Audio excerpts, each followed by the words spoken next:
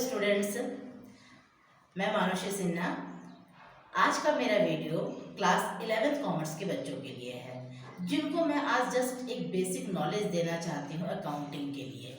क्योंकि पहले भी आप लोगों को पहले मालूम है कि आप लोग 10th के बाद 11th में आ रहे हैं, तो एक 10th क्लास में आप लोगों का कॉमर्स से रिलेटेड यानी अकाउंटेंसी से संबंधित कुछ भी आप लोगों ने नहीं पढ़ा था, ठीक है ना। जो भी पढ़ना है वो आपको 11th क्लास में ही आपको पढ़ने हैं।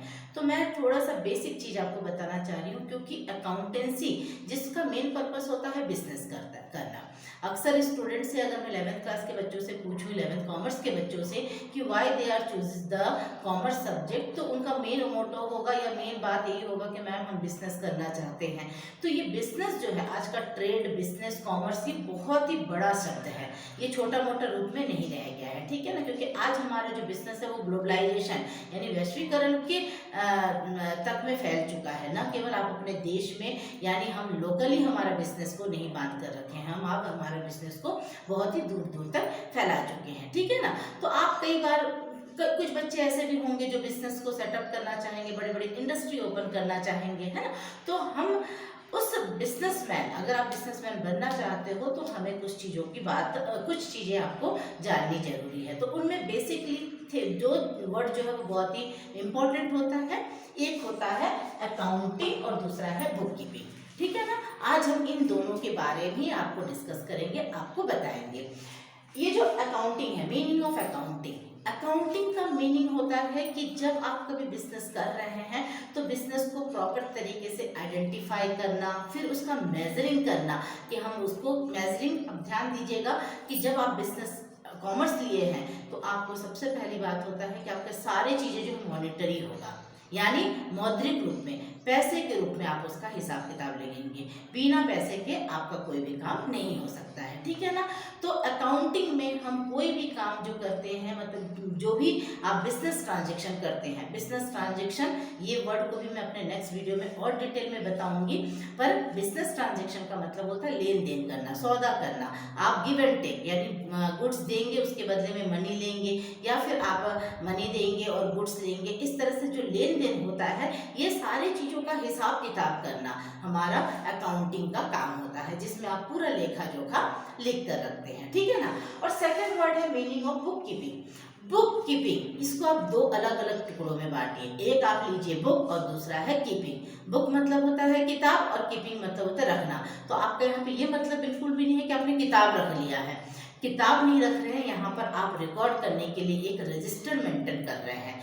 क्यों रजिस्टर मेंटेन कर रहे हैं? क्योंकि आपकी मेमोरी इतना लार्ज मेमोरेबल नहीं होती है कि आप बहुत लंबे समय तक, सालों साल तक किसी बात को याद कर सकते हैं। और आपके बिजनेस में कई लोगों के साथ आपका लेन देन होगा, कई चीज़ों के बारे में आप लिखोगे। किसी से आपने कैश ट्रांजेक्शन होगा, कभी किसी से क्रेडिट ट्रांजेक्शन होगा, किसी से लेना होगा पैसा, किसी को पैसे देने होंगे, मतलब बहुत सारी चीज़ें आपकी इसमें आएंगी। और ये सारी चीज़ों को इकट्ठा याद रख पाना हमारे लिए संभव नहीं होता है।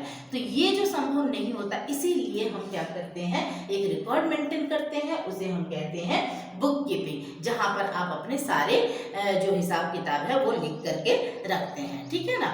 तो ये जो है, अब आपको एक बात बता दूं और कि ये जो हमारा बिजनेस स्टडी मतलब आपकी अकाउंटेंसी में लुकास पेसियोली, ये जो है ये father of modern book keeping, मतलब बुक कीपिंग के जो जनक हैं उनका नाम है लुकास पेसियोली, ठीक है ना। ये चीज आप याद रखिएगा, क्योंकि लुकास पेसियोली जो है उन्होंने ही ये इस सब चीजों का आविष्कार किया था, ठीक है ना।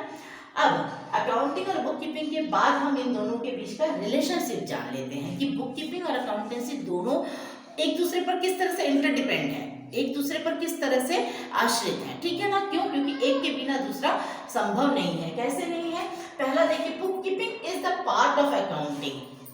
मैंने अभी आपसे कहा कि अकाउंटिंग में हम किसी भी चीज़ का आइडेंटिफाई करते हैं, मेजरिंग करेंगे, रिकॉर्डिंग करेंगे, ठीक है ना, उसका समराइजिंग करेंगे, एनालिसिस करेंगे। मतलब अकाउंटिंग में हम किसी भी ट्रांजेक्शन का पूरे सारी चीज़ों का हिसाब किताब लिखते हैं, ठीक है ना। तो उसी चीज़ों को हम यहाँ पर book keeping is the part of accounting. तो बुक कीपिंग जो है अकाउंटिंग का ही एक पार्ट है। दूसरा है इसमें हम transactions record on the same day. Book keeping में हम जिस दिन हमारा ट्रांजेक्शन हो रहा है, ट्रांजेक्शन का मतलब होता है लेन देन करना, उसी दिन के ही हिसाब किताब हम क्या करते हैं बुक कीपिंग में लिख कर रखते हैं, रिकॉर्ड करके रखते हैं। Accounting starts where bookkeeping and.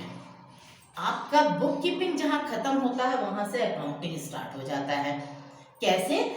Usually done at the end of the accounting year, क्योंकि अकाउंटिंग ईयर का जब खत्म होता है तो हम एक फाइनेंशियल अकाउंट बनाते हैं, फाइनेंशियल स्टेटमेंट बनाते हैं। इसके बारे में आप बाद में जानेंगे कि जिसमें हम trading account, profit and loss account और बैलेंस शीट बनाते हैं। तो ये जो आप डेली का रिकॉर्ड को मेंटेन करके रखते हो ना जनरल एंट्री में, उन्हीं का ही साल के अंत में जाकर के हम पूरा तरह से लेखांकन करते हैं, यानी हम अकाउंटिंग को लेखांकन भी कहा जाता है, ठीक है ना, जिसमें हम पूरी तरीके से पूरा डिटेल बताते हैं कि हमने साल भर में क्या बिजनेस किया, किसका उसका कितना प्रॉफिट हुआ, क्या लॉस हुआ, एवरीथिंग हम वहाँ पर क्या करते हैं अकाउंटिंग में मेंशन करते हैं। इसीलिए आपसे यहाँ पर क्या कहा गया कि बुक कीपिंग जो होता है उसमें हम पूरे ट्रांजेक्शन करते हैं, और अकाउंटिंग जो होता है ये अकाउंटिंग आपके बुक कीपिंग के बाद स्टार्ट होता है, ठीक है ना। पहले बुक कीपिंग हो जाती है, उसके बाद हम अकाउंटिंग में उसके पूरे ट्रांजेक्शन्स के रिकॉर्ड जो है मेंटेन किया जाता है, फाइनेंशियल स्टेटमेंट यानी फाइनेंशियल